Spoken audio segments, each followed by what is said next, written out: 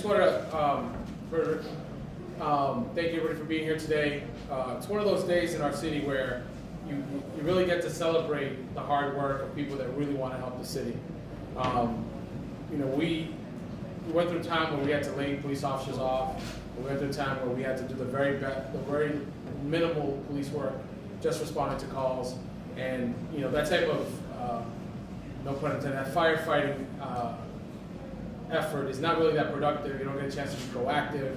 You don't get a chance to be thoughtful and thorough in the way you do police work.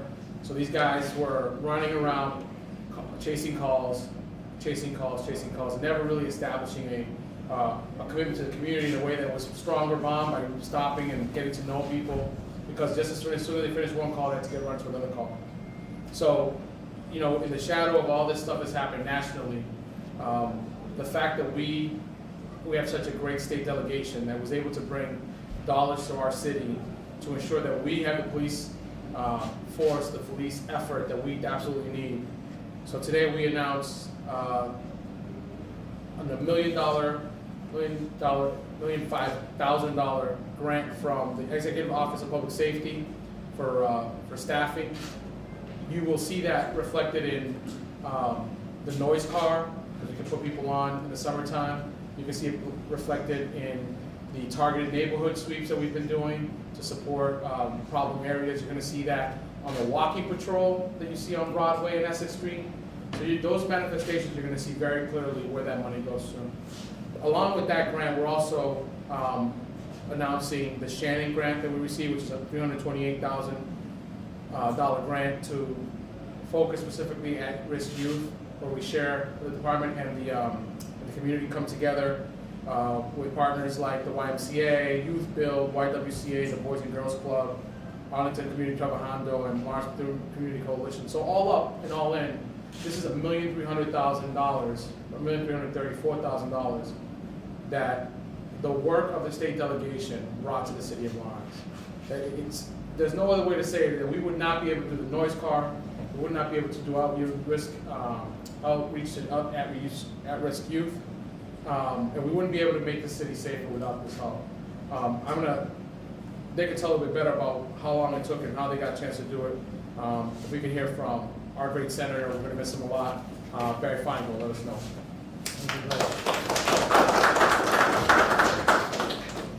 Thank you, Mayor, and thank you for the great work that you are doing on behalf of so many citizens of this great city. I also want to thank my colleagues, Representative Moran, Representative Devers, Representative Zoglio.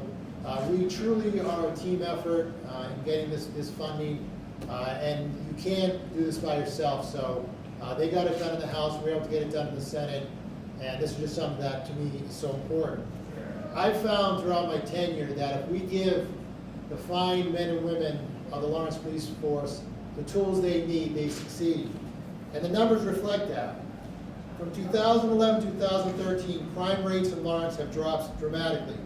The murder rate has dropped 90%, burglaries have reduced by 37%, auto thefts by 19%, and total crime is down 13%. When I first started, we were known as the arson capital, the stolen car capital. Those things are a distant past. And it's really having a great teamwork from the state, working with the city council, as you see Councilor Brunel here, and other city councilors and mayor, and that's what it's really about.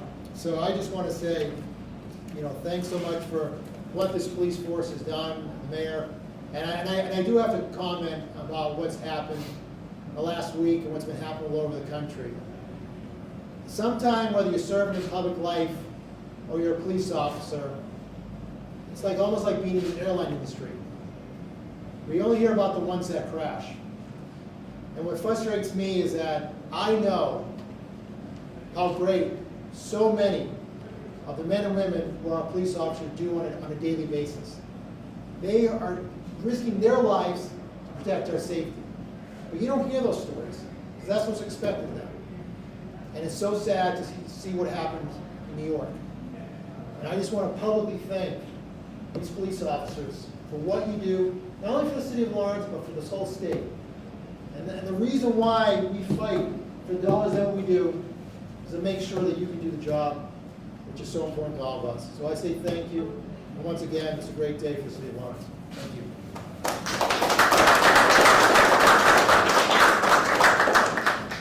mean, Barry didn't tell you that the first time they put this thing out, this grant process, Barry brought the chair of the Public Safety Committee to Lawrence to have a conversation with the chief then, to make sure that they understood the importance of dollars like this.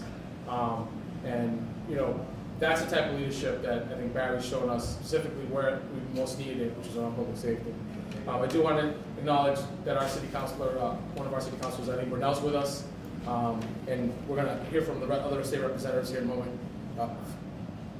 Representative Moran, another one of the advocates up on the hill for us. If you can come up to the mic and give us a few words, please.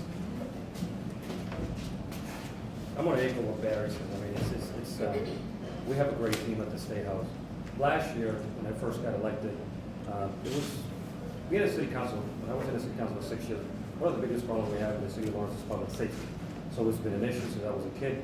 And every year we talked about how do we going to improve the public safety issues that we currently have in the city of Lawrence. And when I got to the State House, first door I knocked was in Barry's office, and he said, Frank, you know, we need to make sure that we file this amendment in the House, and we need to push it. So as soon as I sat down with Barry and I started looking to this budget amendment, I said, this is a no-brainer, let me file it. So I filed it in the House. I consulted with my colleagues, Representative Devers, Representative Desagio, how do we push this forward to make sure that we not just get the same amount of funding that we get every year, but how do we increase it to a level that is going to be able to help this, you know, the staffing level that we currently have in the city. Mayor Rivera ran with that. How do we improve the public safety that we have in the city of Lawrence? And how do we do that? Adding more police officers. When you have more police officers, you decrease crime in the city of Lawrence. And I hope this grant gets utilized the way it should be. I hope that we can increase our staffing level in the future, and hopefully, you know, we can probably next year we'll have another press conference, probably get an additional $2 million, so we can probably increase the level that we need to be at. And I want to thank you all for being here. Thank you.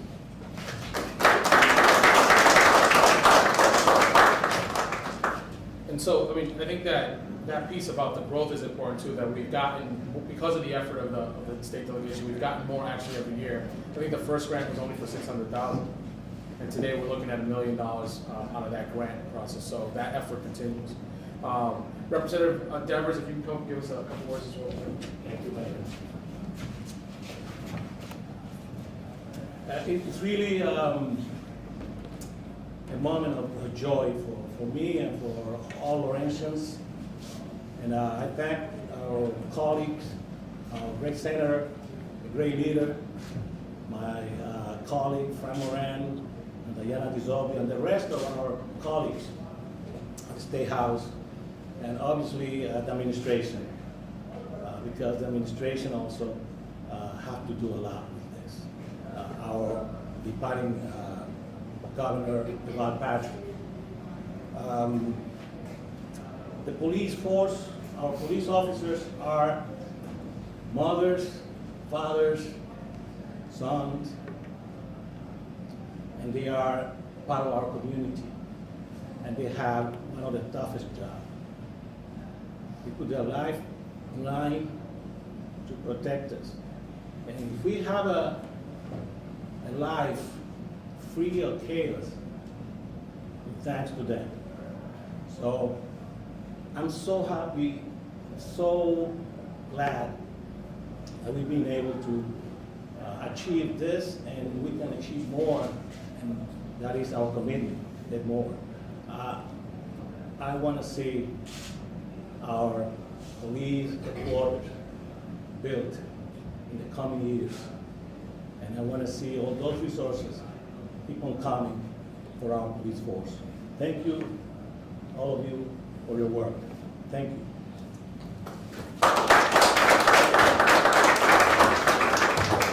Last but definitely not least, our colleague, Representative Desagio, if you can come say a few words. Thank you, Mayor. It's such an honor and a privilege to be here with you this afternoon to discuss such an important piece of the puzzle here in Lawrence and in the greater Lawrence community. I just want to take a moment just to thank everybody up here for their partnership with the Lawrence State Delegation.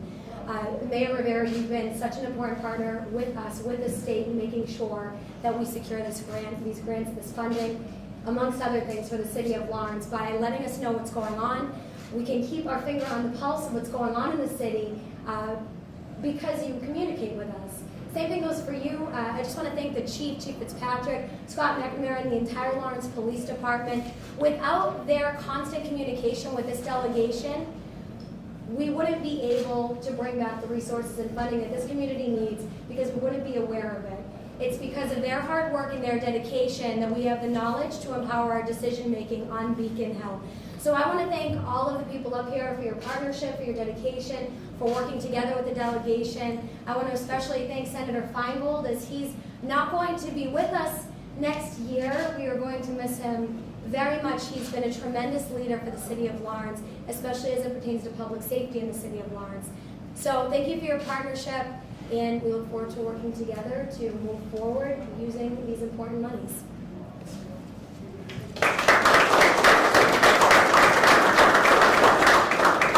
So now that you've heard from all the suits, I think it's probably important to hear somebody with a badge or the nice dress. I think we've been fortunate in this time of change in our community and to have Chief Fitzpatrick leading us and trying to change with the times and trying to make the force as effective as it possibly can be. Lively debates and conversations at ComStat, make sure that everybody's thinking about how to work smarter, and and on top of that, I think he's been not only a good counsel on how to lead in the public sector area, but also how effectively to get that crime number down, and I think we're going to see that at the end of the year. So I'd like for Chief Fitzpatrick to just come up and tell us a little bit about how they're going to use the money. Chief. Good afternoon. I first want to thank the state delegation, the city council, especially the mayor, for constantly supporting us with monies and also their encouraging words. It means a lot at this time. Going forward, we're going to be using this money to continue our community-based efforts. What I mean by community-based efforts is we listen to the community. They set the mandate for the police department. They tell us how they want their enforcement done, and that's a long ways towards community-based policing. Some of the things that the mayor mentioned, we did the noise ordinance. It was vastly supported by the community that they wanted a quieter and a safer community, and I believe we achieved that with the assistance of the mayor and the city council. Overall, some of our efforts in walking through some of the toughest neighborhoods, engaging the community on a positive level, just going knocking door to door. The mayor's come out, other city councils have come out and knocked on doors and just did meet and greets with people who live in some of the toughest neighborhoods. And the idea behind that is to continually build that police community trust, and that's a very important part of policing in this day and age. A lot of these efforts have resulted in reduction in crime. So far this year, we're at approximately 5% reduction in crime overall.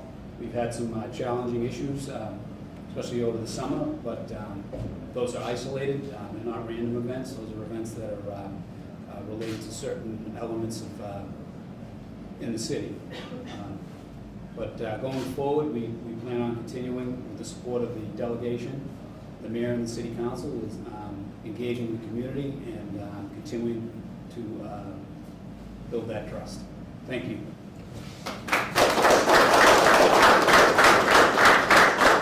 So that's all we had. I think again, it's worth mentioning. We're talking about $1,334,000 between both the staffing grant and the Shannon grant. It's going to get feet on the street in some of the toughest places and make sure that we work hard to. We're going to make you guys proud of getting us that money, by the way. So that at the end of the day, when you look at the account, we could drop the number like the chief said on total crime. You guys would be proud that you went out there and fought that money for us. So that's all we have. If you guys have any questions, we'd be glad to take them. Is this a one-year grant, one year's worth of grant money, or is it over? Yes, it's 1 year. And does it pay for additional police officers, or for the police officers you already have to go out and do more? So we took last year's grant and we added them. That's part of the money we had from last year's grant, and we added bodies. And this year's grant is going to sustain those bodies into the next year. How many? We added 10 net new police officers. And so I think what's going to happen is at the end of this fiscal year, because the grant year and the fiscal year, they overlap. So July, beginning of the fiscal year, when we look back at the number, how much money we had, and how much money we're gonna be able to budget next year, we can see whether or not we can add new bodies. We don't know that till July. And I'm sure this isn't a mystery to anybody in this room, but, I mean, heroin remains a major, heroin opiates remain a major issue in this area. Will any of this money go towards maybe combating that problem or looking at different things? I know you spoke of noise, Yeah. getting into different neighborhoods, I mean, does that kind of lend itself to working in these tough neighborhoods to, you know, pause when you see, you know, drug dealing activity, that kind of thing? Yeah, I mean, the chief can speak a little bit more to it too, but I definitely see the added number of police officers on the street attacking the drug trade, which is a big part of the problem, the heroin problem in our area, is that we're such a mall for the drug activity. The number of actual overdoses compared to those in our surrounding communities are less, but at the end of the day, having more police out there, being more vigilant overnight, with the day, that's gonna stop some of the trafficking, which I think will impact overall, but I know the incoming governor is gonna focus on opiates and reforms around overdose in that area, and so we'll be supportive, but I don't know if you have anything to add. We're one of the most active narcotics. Body? Oh, excuse me. We are one of the most active narcotics enforcement units in the Commonwealth, I could say. But again, it's a regional problem. It's a problem that you can't arrest yourself out of. We work closely with other communities as far as enforcement. I think the long-term goal is not only the enforcement piece, but also the education and treatment of people that are addicted to opiates. Without the customers, we wouldn't have a market. Anything else? Thanks, guys.